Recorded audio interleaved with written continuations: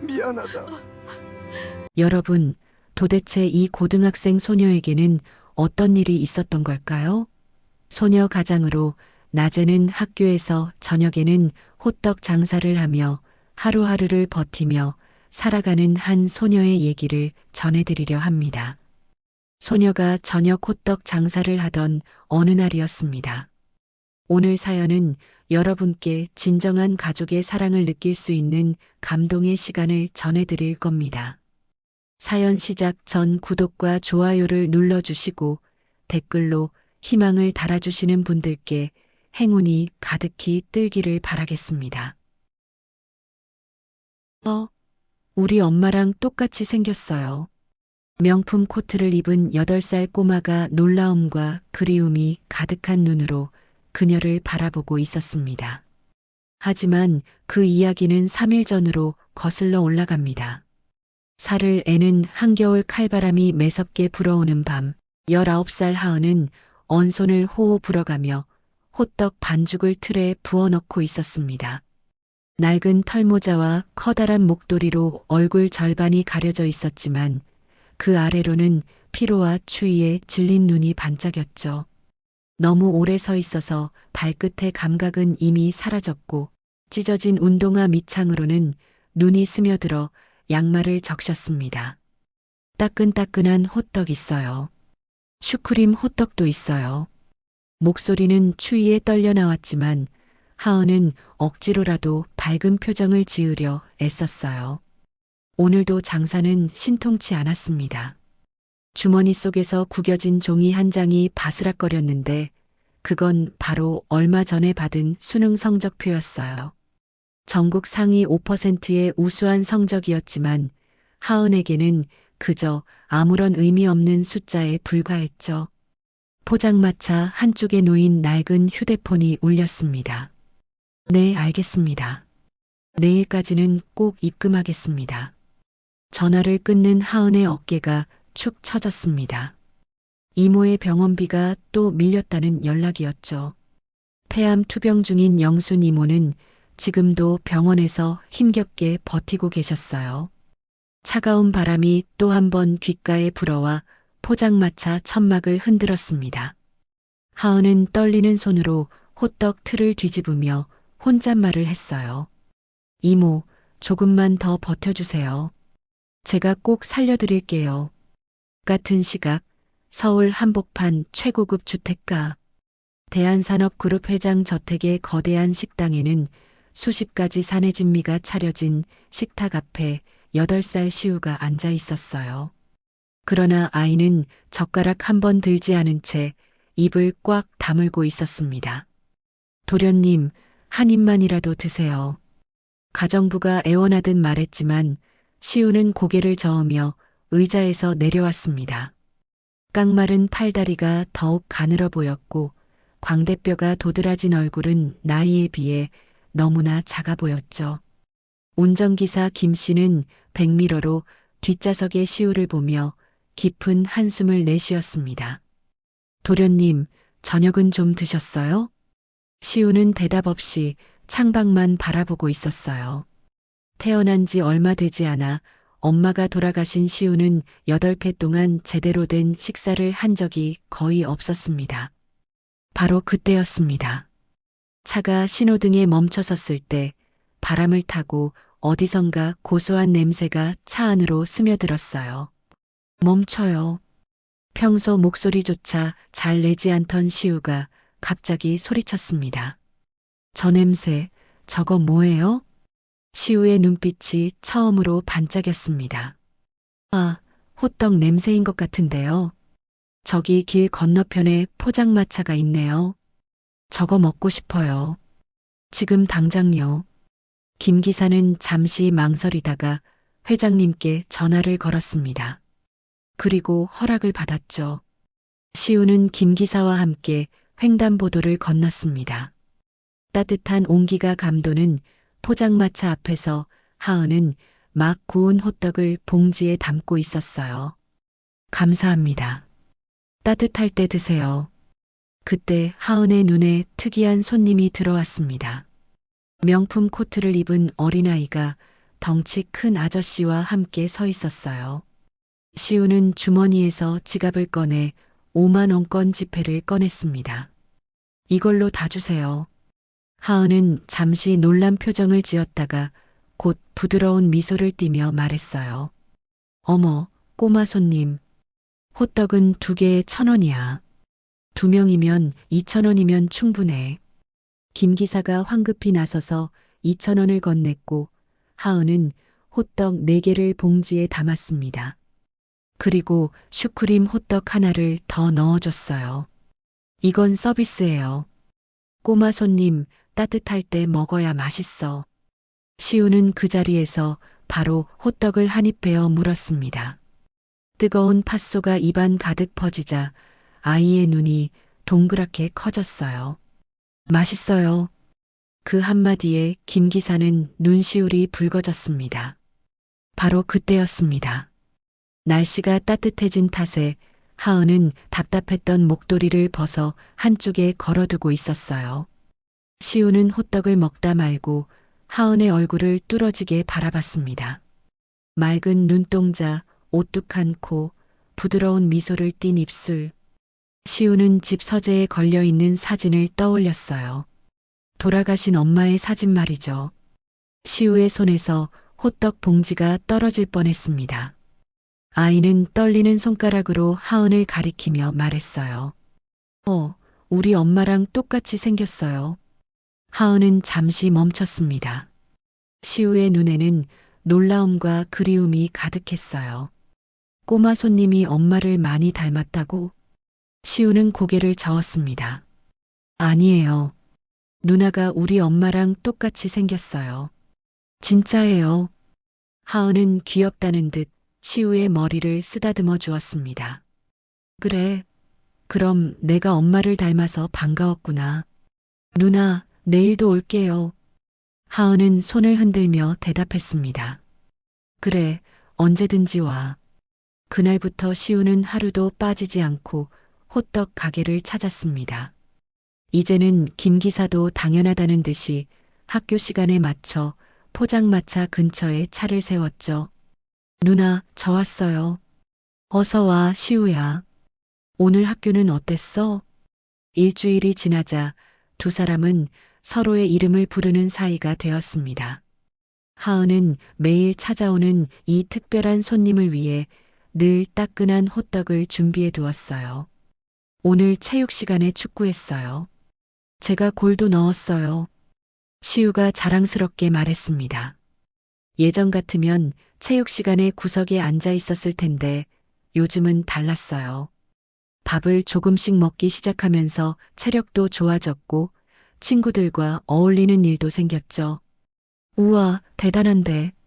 우리 시우가 축구도 잘하는구나. 누나는 꿈이 뭐예요? 누나는 영양교사가 되고 싶어. 맛있고 건강한 음식으로 사람들을 행복하게 해주고 싶거든. 하은의 눈이 반짝였습니다. 와, 멋있다. 누나라면 꼭 될 수 있을 거예요. 집에 돌아온 시우는 할아버지께 매일 하은 이야기를 했습니다. 할아버지, 하은 누나가 정말 엄마랑 똑같이 생겼어요. 한태주는 손자의 말을 들으며 복잡한 심경이었습니다. 그날 밤 서재에 홀로 앉아 30년 전 연인 미라의 사진을 꺼내 들었어요. 당신이 살아 돌아온 걸까, 미라야? 시우의 말이 계속 머릿속을 맴돌았습니다. 다음 날 아침 태주는 시우에게 물었습니다. 시우야, 그 누나가 정말 엄마랑 많이 닮았니? 네, 정말 똑같아요. 할아버지도 보시면 깜짝 놀라실 거예요. 태주는 그날 오후 박비서와 함께 차를 타고 호떡 가게를 찾아갔습니다. 조금 떨어진 곳에 차를 세우고 포장마차를 관찰했어요. 하지만 추운 날씨 탓에 하은은 두꺼운 털모자와 목도리로 얼굴을 꽁꽁 가리고 있었습니다. 얼굴을 확인할 수 없었죠. 그런데 하은이 노숙자에게 호떡을 건네는 모습이 눈에 들어왔습니다. 돈이 부족한 학생에게는 외상도 허락했어요. 저런 아이가. 태주는 감동했지만 여전히 확신할 수 없었습니다. 차는 조용히 그 자리를 떠났어요. 그날 밤 태주는 또다시 서재에서 잠을 이루지 못했습니다. 미라의 사진을 보며 과거로 빠져들었죠. 25살의 태주는 작은 카페에서 처음 미라를 만났습니다. 아르바이트생이었던 20살의 미라는 맑고 순수했어요. 이 자리 비어 있나요? 네, 앉으세요. 그렇게 시작된 사랑이었습니다. 태주는 매일 그 카페를 찾았고 미라는 수줍은 미소로 그를 맞이했어요. 하지만 행복은 오래가지 못했습니다. 태준의 부모는 신분 차이를 이유로 미라를 반대했죠. 그런 집안도 없는 여자를 며느리로 들이겠다고? 안 된다. 태준은 미라를 지키려 했지만 결국 부모의 압력에 굴복했습니다. 미라는 아무 말 없이 떠났어요. 태준이 몰랐던 것은 미라가 이미 임신 중이었다는 사실이었습니다. 미라는 자존심 때문에 그 사실을 말하지 않았죠. 더 이상 참을 수 없었던 태주는 박비서를 불렀습니다. 박비서, 그 호떡 파는 아이에 대해 조용히 신원을 확인해 봐주게. 알겠습니다, 회장님. 4일 후 태준의 책상 위에는 얇은 갈색 봉투가 놓여 있었습니다. 겉면에는 극비라는 도장이 찍혀 있었죠. 태준은 떨리는 손으로 봉투를 열었습니다. 보고서는 단출했어요. 성명 정하은 19세, 가족사항 마이너스 이모 김영순 68세, 폐암 투병 중, 어머니 정미라 9년 전 사망, 아버지 불명. 태준의 손이 멈췄습니다. 정미라라는 세 글자가 눈앞에서 흐릿해졌다가 다시 선명해지기를 반복했어요. 미라, 죽었다고? 태준의 입에서 그 이름이 새어나왔습니다. 젊은 시절 사랑했던 여인, 지키지 못했던 첫사랑의 이름이었죠. 하지만 보고서에는 아버지가 불명이라고 적혀 있었습니다. 태준은 확신할 수 없었어요. 혹시 미라가 자신을 떠난 후 다른 사람을 만났을 수도 있으니까요. 내 아이일까? 아니면... 태준은 두 손으로 머리를 감싸쥐었습니다. 알아야 했습니다. 직접 확인해야 했어요. 박비서. 네, 회장님. 내일 내가 직접 가보겠네. 다음 날 오후 2시 태준은 결심을 굳히고 박비서와 함께 검은 세단에 올랐습니다. 박비서 출발하세. 알겠습니다, 회장님. 차창 밖으로는 겨울 햇살이 차갑게 내리쬐고 있었어요. 태주는 창밖을 바라보며 생각했습니다. 만약 하은이 정말 자신의 딸이라면 어떻게 해야 할까요? 만약 아니라면 이 복잡한 감정은 무엇일까요? 회장님, 곧 도착합니다. 박비서의 말에 태주는 고개를 끄덕였습니다. 심장이 빠르게 뛰기 시작했어요. 차가 골목에 들어서자 한강변의 포장마차가 보이기 시작했습니다. 태주는 박비서에게 조금 떨어진 곳에 차를 세우라고 지시했어요. 그리고 차창 너머로 하은을 지켜봤습니다. 하은은 여전히 목도리와 모자로 얼굴을 가리고 있었습니다. 추운 날씨 탓이었죠. 태주는 답답했지만 참을 수밖에 없었어요. 바로 그때였습니다. 남루한 차림의 노인이 포장마차 앞으로 다가왔어요. 주머니를 뒤적거리며 동전 몇 개를 꺼냈지만 호떡을 사기에는 턱없이 부족했습니다. 이걸로 호떡 하나만. 노인의 떨리는 목소리가 들렸습니다. 하은은 노인의 손에 든 동전을 보고는 곧바로 호떡 3개를 봉투에 담았어요. 할아버지, 이거 드세요. 따뜻할 때 드셔야 맛있어요. 하지만 돈이... 괜찮아요. 제가 드리는 거예요. 이거 드시고 힘내세요. 하은은 환하게 웃으며 봉투를 노인의 손에 꼭 쥐어주었습니다. 노인은 눈물이 글썽이며 연신 고맙다는 인사를 했어요. 잠시 후 교복을 입은 여학생이 헐레벌떡 뛰어왔습니다. 호떡 2개 주세요. 학생이 지갑을 열었지만 500원밖에 없었어요. 어머, 돈이 모자라네. 하나만 살게요. 아니야. 2개 가져가. 나머지는 다음에 줘도 돼. 정말요? 꼭 갚을게요. 그래. 친구랑 나눠 먹어. 맛있게 먹고 공부 열심히 해. 태주는 차 안에서 이 모든 광경을 지켜보고 있었습니다. 분명 장사로 먹고 사는 아이인데 어려운 사람들에게 아낌없이 베푸는 모습이 놀라웠어요. 저런 아이가 고생하고 있다니. 태준의 목소리에는 안타까움이 묻어났습니다. 하지만 여전히 얼굴을 확인할 수는 없었죠. 차는 조용히 그 자리를 떠났습니다. 태준은 뒤를 계속 돌아봤어요. 그날 밤 11시 하은은 장사를 마치고 병원으로 향했습니다. 낡은 6인실 병실에는 산소호흡기를 낀 영순 이모가 누워 계셨어요. 이모, 저 왔어요. 하은이 조심스럽게 손을 잡자 영순 이모가 천천히 눈을 떴습니다. 하은아, 이 밤중에 왜 왔니? 추운데. 괜찮아요. 이모 얼굴 보고 싶어서요. 영순 이모는 많이 야위어 있었습니다. 뺨은 푹 꺼졌고 손은 앙상한 뼈만 남은 것 같았어요. 벽에는 병원비 고지서들이 여러 장 붙어 있었습니다. 하은아, 대학은 포기해라. 이모 때문에 내 인생을 망칠 순 없어. 영순 이모의 목소리가 떨렸습니다. 싫어요. 전 꼭 대학 갈 거예요. 그리고 이모 꼭 낫게 할 거예요. 하은은 눈물을 참으며 이모의 손을 꽉 잡았습니다. 우리 하은이 정말 착한 아이야. 내 엄마가 보면 얼마나 자랑스러워할까. 영순 이모의 눈에서도 눈물이 흘러내렸습니다. 하은은 한참을 이모 곁에 앉아 있다가 병실을 나왔어요. 복도에 홀로 서서 벽에 기댄 채 작은 소리로 울었습니다. 엄마, 저 어떻게 해야 해요? 정말 어떻게 해야 하죠? 하지만 대답은 없었습니다. 차가운 병원 복도에는 하은의 작은 흐느낌만 울려 퍼졌어요. 하은은 눈물을 닦고 다시 집으로 향했습니다. 내일도 호떡을 팔아야 했으니까요. 내일도 모레도 계속.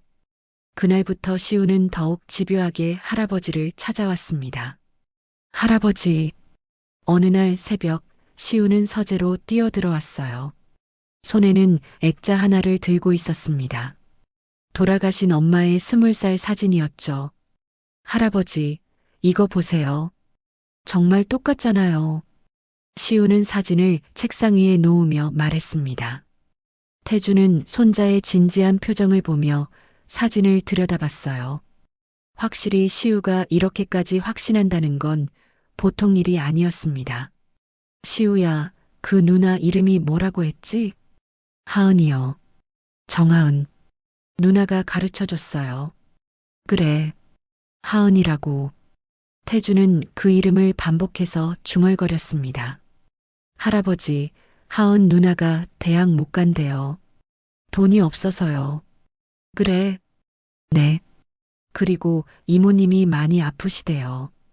병원비 때문에 누나가 매일 밤늦게까지 호떡을 팔아요.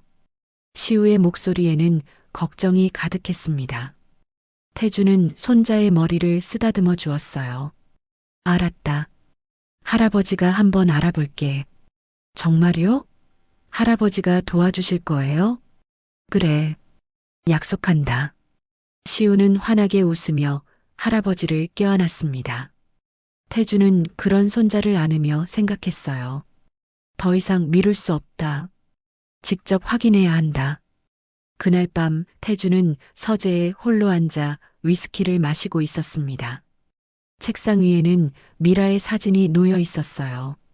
창밖으로는 눈이 내리고 있었습니다. 하얀 눈송이들이 조용히 땅에 쌓여갔죠. 미라야. 태주는 사진을 쓰다듬으며 중얼거렸습니다. 내가 남긴 아이일까? 정말 그 아이가 우리 딸일까? 위스키를 한 모금 더 마셨습니다. 목구멍이 화끈거렸어요. 미안해. 너를 지키지 못해서 정말 미안해. 만약 그 아이가 정말 우리 딸이라면 이번엔 꼭 지킬게. 다시는 외면하지 않을게. 태준의 눈에서 눈물이 흘러내렸습니다. 내일은 직접 확인하겠어. 더 이상 도망치지 않을게. 같은 시각 한강변 포장마차. 하은은 마지막 손님을 보내고 가게를 정리하고 있었습니다. 오늘도 벌이는 신통치 않았어요. 하지만 내일도 해야 합니다. 내일도 모레도. 엄마, 저 잘하고 있는 거죠? 이렇게 하는 게 맞는 거죠? 하은은 하늘을 올려다보며 혼잣말을 했습니다. 별은 보이지 않았어요. 구름이 하늘을 덮고 있었습니다. 하은은 호떡 틀을 닦으며 작은 소리로 노래를 불렀습니다. 엄마가 불러주던 자장가였어요. 그날 밤 태준과 하은 모두 잠을 이루지 못했습니다. 서로를 모른 채 같은 밤하늘 아래에서 다음 날 오후 2시 한태준은 박비서와 함께 검은 세단을 타고 한강변을 향했습니다. 손은 계속 떨렸어요. 30년 만에 옛 연인의 얼굴을 닮은 소녀를 만나러 가는 길이었으니까요. 회장님, 곧 도착합니다. 박비서의 말에 태준은 고개를 끄덕였습니다. 그런데 골목 입구에 들어서는 순간 뭔가 이상했어요. 평소보다 거리가 너무 소란스러웠습니다. 저게 무슨 일인가? 앞쪽을 가리키자 박 비서가 눈을 가늘게 떴습니다. 구청 단속반 차량입니다. 그리고 용역 트럭도 보입니다. 불길한 예감이 스쳤습니다. 더 가까이 가보게. 차가 천천히 앞으로 나아갔습니다. 그리고 포장마차가 있던 자리가 보이기 시작했을 때 태준은 숨이 멎는 것 같았어요. 포장마차는 이미 반쯤 부서져 있었습니다. 구청 단속반원 서너 명과 험악한 인상의 용역 직원들이 호떡 틀과 의자, 간판을 마구잡이로 트럭에 실어 나르고 있었어요. 불법 노점상 강제 철거입니다. 경고 기간은 이미 지났습니다. 단속반원의 차갑고 기계적인 목소리가 겨울바람을 타고 들려왔습니다. 그때였습니다. 태준의 눈에 한 소녀가 들어왔어요. 낡은 털모자, 해진 패딩 점퍼에 목도리를 두른 하은이었습니다. 하은은 트럭 앞을 막아서며 두 팔을 활짝 벌렸어요. 안 돼요. 제발 이것만은 안 돼요. 목소리는 절규에 가까웠습니다. 그 목소리에는 절박함과 공포가 가득 담겨 있었어요. 아가씨, 비켜요. 우리도 일하는 사람이야.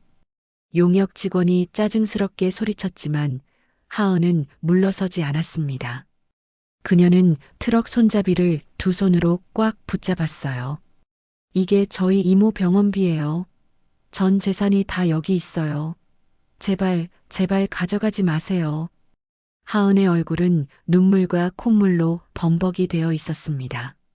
차가운 겨울바람에 빨갛게 언두 손은 트럭을 놓지 않으려고 필사적으로 버티고 있었어요. 태준은 차 안에서 그 광경을 지켜봤습니다. 숨을 쉬는 것조차 힘들었어요. 가슴 한가운데가 찢어지는 것 같았습니다. 아가씨, 우리도 힘들어요. 그냥 비켜주세요. 안 그러면 다칠 수도 있어요. 단속반원이 조금은 미안한 듯한 목소리로 말했지만 하은은 고개를 세차게 저었습니다. 싫어요. 못 가져가요. 이거 없으면 저희 이모가. 하은의 목소리가 울음으로 끊겼습니다. 용역 직원 중 하나가 화를 내며 앞으로 나섰어요. 덩치가 큰 남자였습니다. 어디서 어린 것이 이를 방해해. 남자는 하은의 어깨를 거칠게 밀쳤습니다. 갑작스러운 힘에 하은은 중심을 잃고 비틀거렸어요. 짧은 비명과 함께 하은은 그대로 뒤로 넘어졌습니다. 철퍼덕 둔탁한 소리가 들렸습니다. 마침 그곳에는 아침에 내린 눈이 녹아 빗물과 뒤섞여 만들어진 흙탕물 웅덩이가 있었어요. 하은의 온몸이 차가운 진흙탕에 빠졌습니다.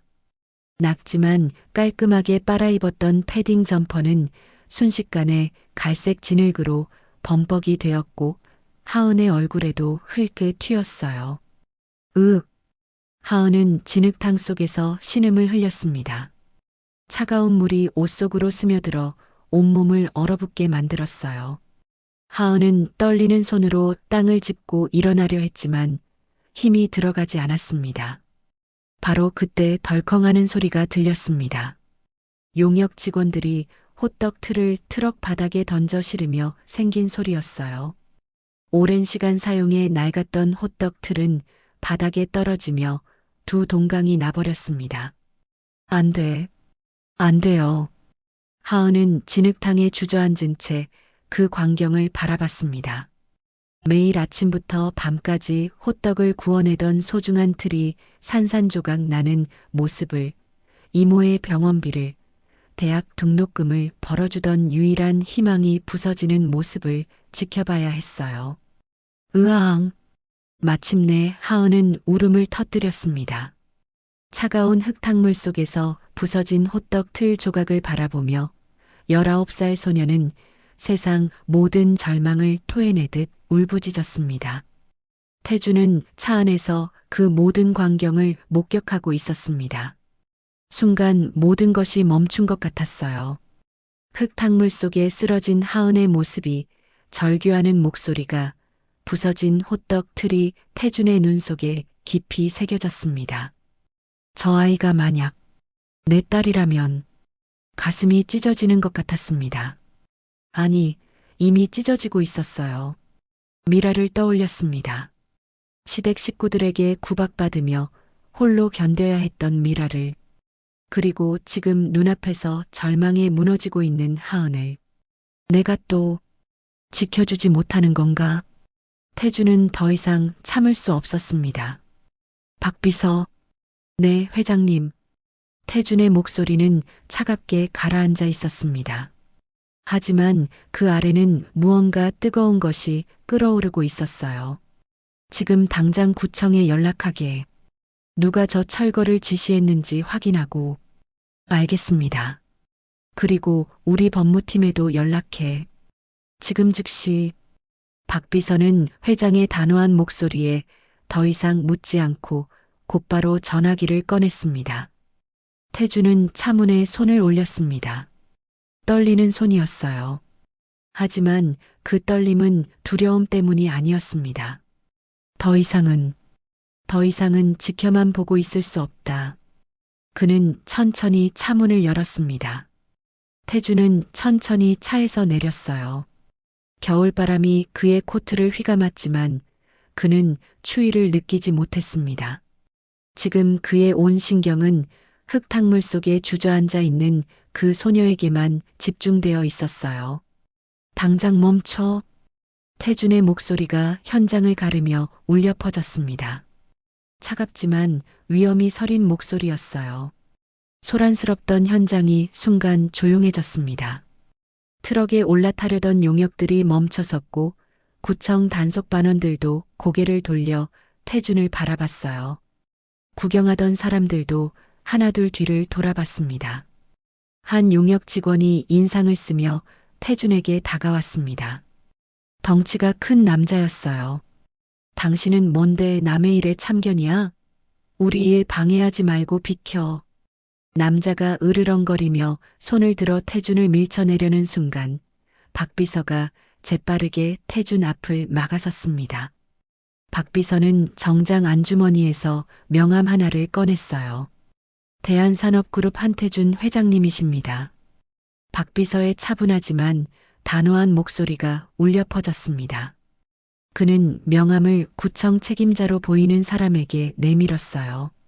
순간 공기가 얼어붙었습니다. 대한산업그룹. 한국 재계 10위 안에 드는 대기업의 이름이었어요. 구청 책임자의 얼굴이 하얗게 질렸습니다. 용역 직원들도 서로 눈치를 보며 한 걸음씩 뒤로 물러섰어요. 이게 무슨. 구청 책임자가 더듬거리며 말했지만 박 비서는 명함을 그의 손에 쥐어주며 냉정하게 말을 이었습니다. 이 노점상으로 인한 모든 법적 문제, 그리고 금전적 문제는 저희 대한산업그룹에서 전부 책임지겠습니다. 박 비서는 잠시 멈췄다가 더욱 차갑게 덧붙였습니다. 지금 당장 손 떼시죠. 그것은 부탁이 아니었습니다. 명령이었어요. 협상의 여지 따위는 없었습니다.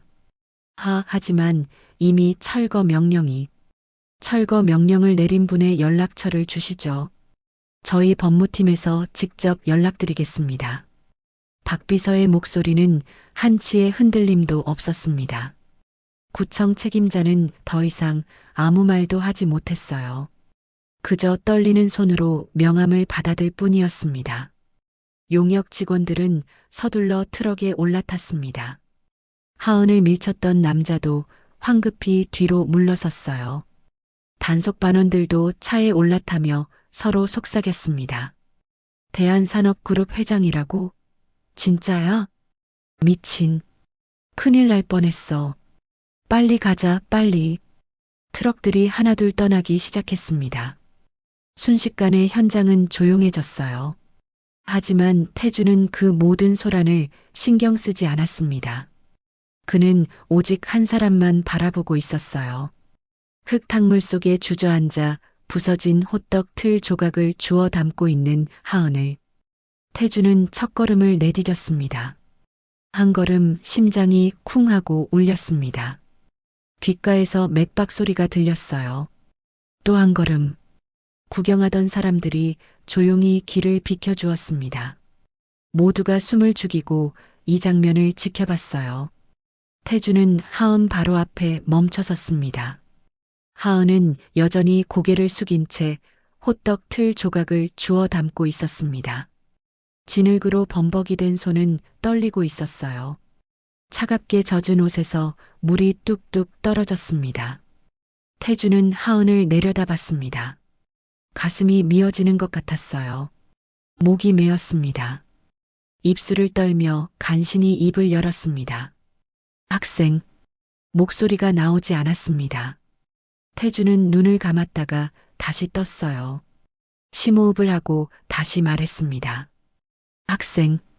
하은이 움찔했습니다. 하지만 고개를 들지 않았어요. 그저 손을 멈추고 조그맣게 떨고만 있었습니다.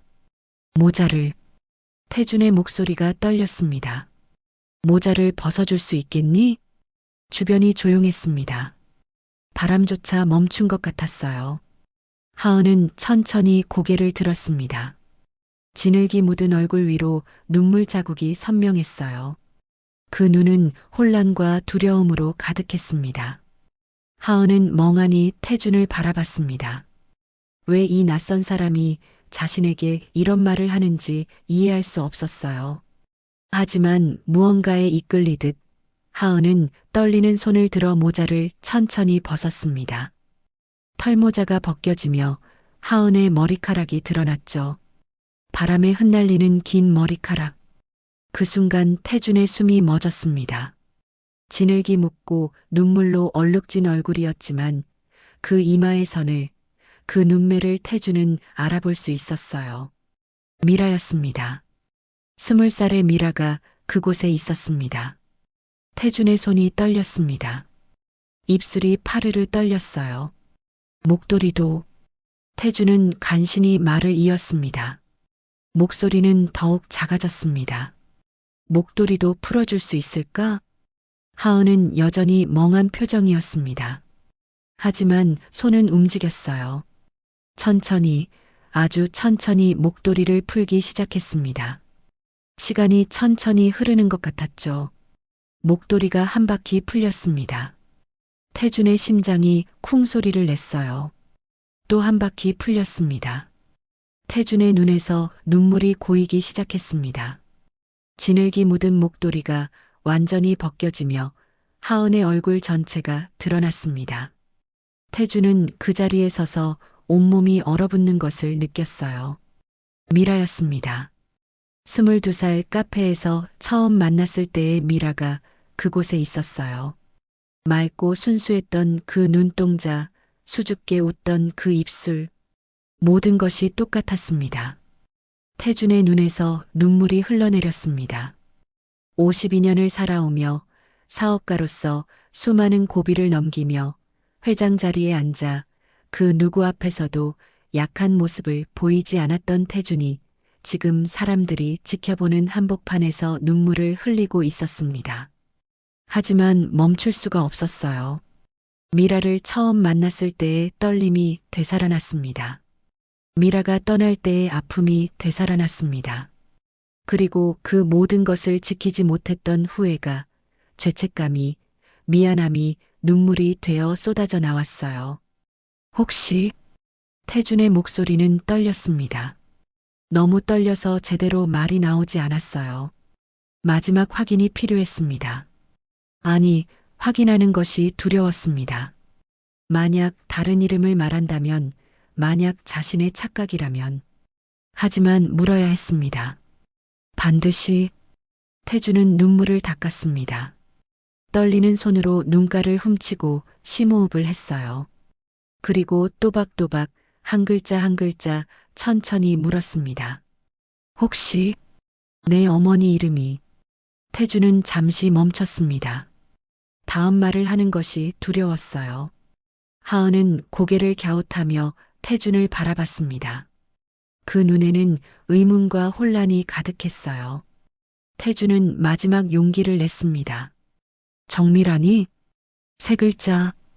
그 세 글자를 말하는 순간 태준은 세상이 멈춘 것 같았습니다. 하은의 눈이 커졌습니다. 놀라움이 그 얼굴에 확 퍼졌어요. 네. 하은이 작게 대답했습니다. 맞아요. 어떻게, 우리 엄마 이름을 아세요? 시간이 멈췄습니다. 태준의 귓가에서 윙 소리가 났습니다. 눈앞이 흐려졌다가 다시 선명해졌어요. 태준의 무릎이 꺾였습니다.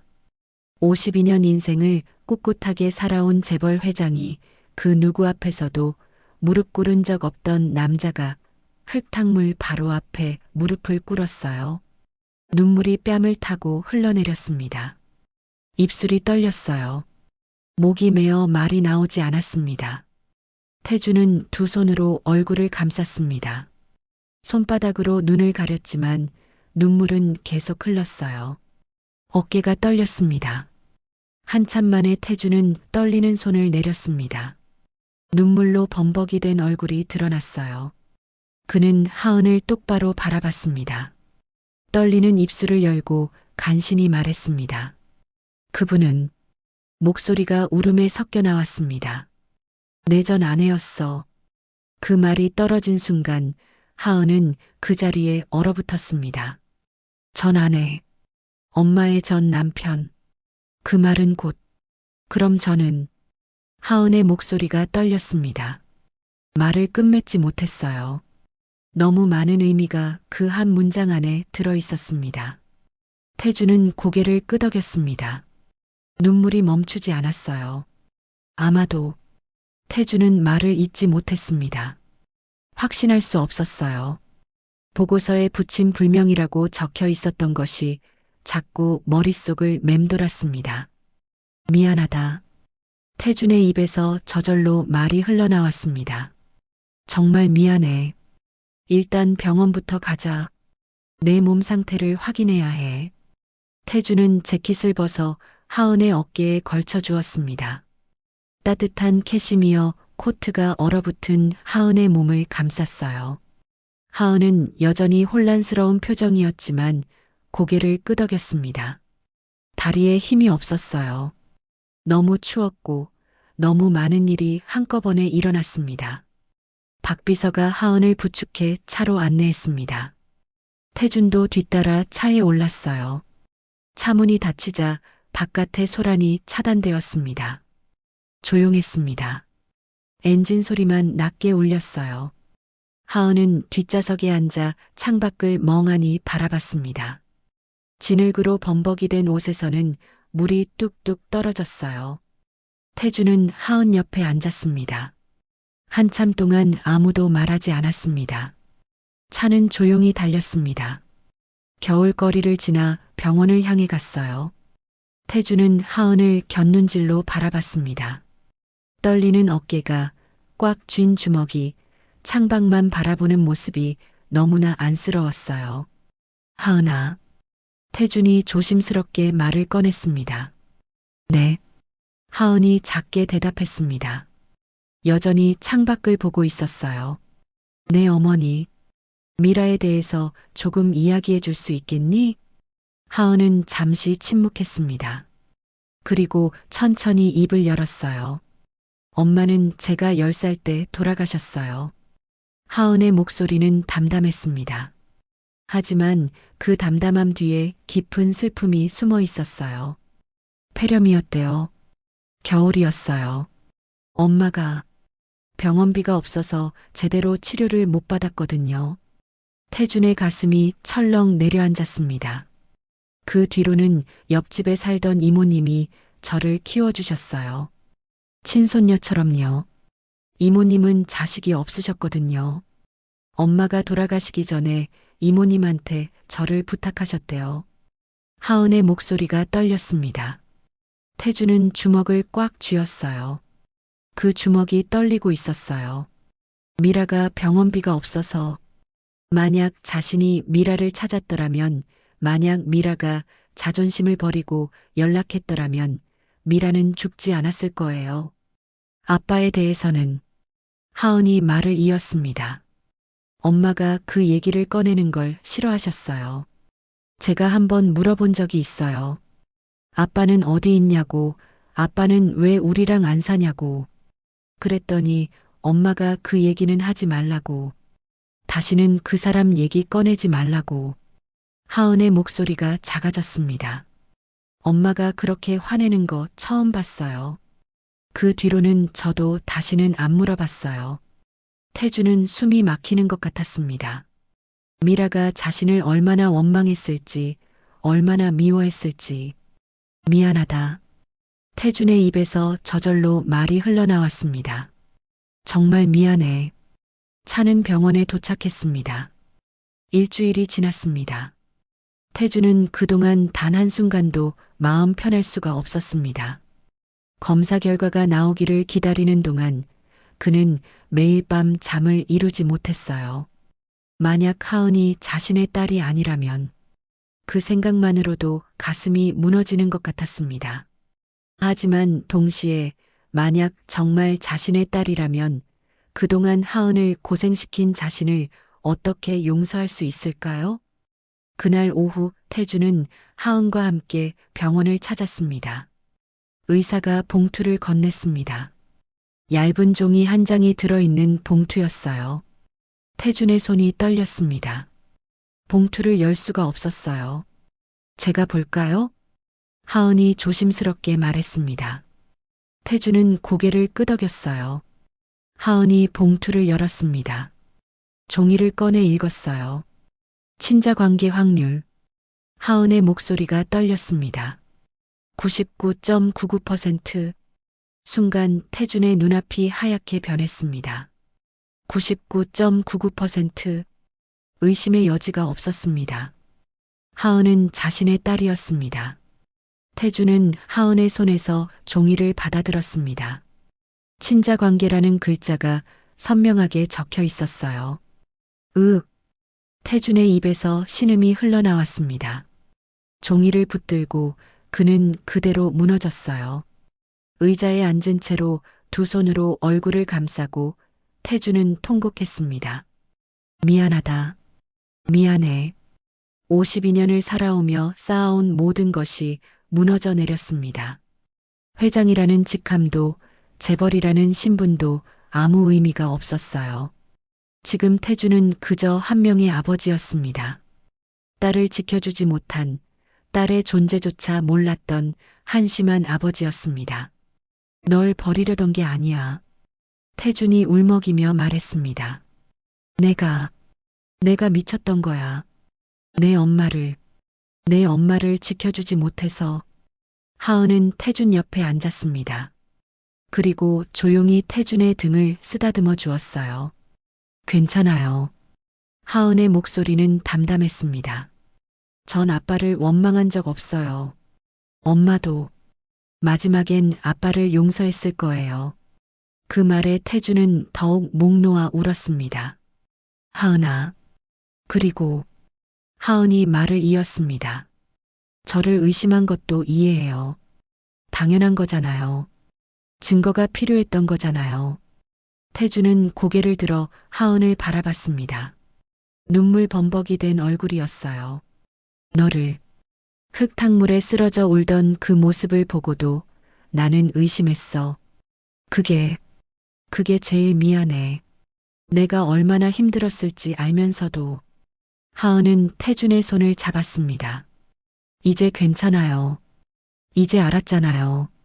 하은의 눈에서도 눈물이 흘러내렸습니다. 저한테 아빠가 생긴 거잖아요. 그 말에 태준은 하은을 껴안았습니다. 딸을 처음으로 안았습니다. 19년 만에 처음으로. 미안하다. 정말 미안해. 앞으로는 너를 꼭 지켜줄게. 태준의 울음이 병원 복도에 울려 퍼졌습니다. 52년 인생에서 가장 뜨거운 눈물이었습니다. DNA 검사 결과를 확인한 다음 날 태준은 하은과 함께 영순 이모가 입원해 있는 병원을 찾았습니다. 복도를 걸으며 태준의 가슴은 두근거렸어요. 하은을 키워준 은인을 만난다는 긴장감도 있었지만 그보다 더 큰 것은 미라에 대해 더 알고 싶다는 간절함이었습니다. 이모님 병실은 저기예요. 하은이 한 병실 앞에서 멈춰섰습니다. 일반 병실이었어요. 6개의 침대가 놓인 다인실이었죠. 태주는 문을 열고 들어갔습니다. 가장 안쪽 침대에 영순 이모가 누워 계셨어요. 70이 넘은 나이에 폐암까지 앓고 계셔서인지 얼굴은 많이 야위어 있었습니다. 하지만 눈빛만은 또렷했어요. 이모님, 저 왔어요. 하은이 조심스럽게 다가가 이모의 손을 잡았습니다. 이모님, 이분은. 하은은 태준을 돌아봤습니다. 어떻게 소개해야 할지 망설이는 표정이었어요. 영순 이모는 천천히 고개를 돌려 태준을 바라봤습니다. 그리고 잠시 태준의 얼굴을 뚫어지게 바라보더니 입술을 떨었어요. 당신이 하은이 아버지요. 영순 이모의 목소리는 약했지만 또렷했습니다. 태준은 깊게 고개를 숙였습니다. 네, 그렇습니다. 저는 한태준이라는 사람입니다. 맞지요? 영순 이모의 물음에 태준은 놀라 고개를 들었습니다. 제 이름을 어떻게? 미라가 말했어요. 죽기 전에. 영순 이모의 눈에서 눈물이 흘러내렸습니다. 태준은 이모 옆 의자에 앉았습니다. 하은도 반대편에 앉았어요. 이모님, 미라에 대해서 말씀해 주실 수 있으십니까? 제가 너무 늦게 알았습니다. 너무 늦게. 영순 이모는 천천히 고개를 끄덕였습니다. 그리고 입을 열었어요. 미라는 좋은 아이였어요. 영순 이모의 목소리에는 그리움이 묻어났습니다. 미라가 이 동네로 이사 왔을 때 벌써 배가 불러 있었지요. 혼자였어요. 의지할 사람 하나 없이. 전 그때부터 미라를 도왔습니다. 애 하나 키우는 것도 힘든데 혼자 배 두르고 있으니 어찌 그냥 지나칠 수가 있었겠어요. 태준의 가슴이 철렁 내려앉았습니다. 미라는 출산 전날까지 일했어요. 작은 카페에서 설거지하고 청소하고 배가 터질 것 같은데도 일을 멈추지 않았지요. 태준은 두 손으로 얼굴을 감쌌습니다. 미라가 혼자 그 고생을 했다는 것이 믿기지 않았어요. 아이를 낳던 날 미라가 혼자 병원에 갔어요. 제가 늦게 알고 뛰어갔는데 영순 이모의 목소리가 떨렸습니다. 하은이를 낳고 미라가 아이를 보며 웃더라고요. 그렇게 힘들었는데 아이를 보니 웃음이 나온대요. 하은의 눈에서도 눈물이 흘러내렸습니다. 미라가 아이 이름을 지었어요. 하은. 물처럼 맑고 깨끗하게 자라라고. 영순 이모는 하은을 바라봤습니다. 그리고 미라는 10년을 악착같이 살았어요. 아침엔 신문 배달, 낮엔 카페 일, 밤엔 청소. 하루에 서너 시간도 못 자면서 하은이를 키웠지요. 태주는 주먹을 꽉 쥐었습니다. 한 번은 제가 물었어요. 하은이 아버지한테 연락해보지 그러냐고. 도움이라도 받으면 좀 나을 거 아니냐고. 영순 이모가 고개를 저었습니다. 그랬더니 미라가 그렇게 화를 내더라고요. 평소에 순한 아이가 절대로 그 사람한테 연락하지 말래요. 자기를 버린 사람이래요. 자기가 힘들 때 지켜주지 않은 사람이래요. 태준의 어깨가 떨렸습니다. 그리고 이렇게 말했어요. 그 사람은 저와 하은이가 없어도 잘 살 거예요. 우린 그 사람 인생에 없던 사람들이에요. 그 말에 태주는 더 이상 참을 수 없었습니다. 울음이 터져 나왔어요.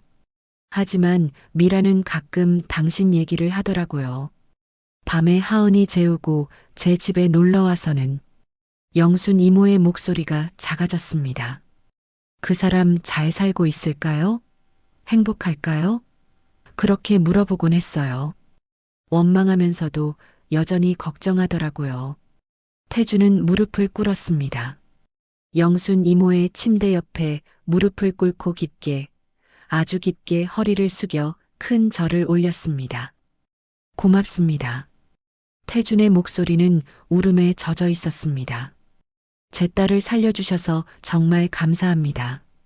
태준은 절을 하고 또 했습니다.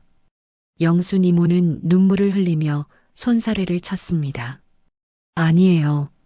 일어나세요. 하은이가 있어서 저도 살았어요.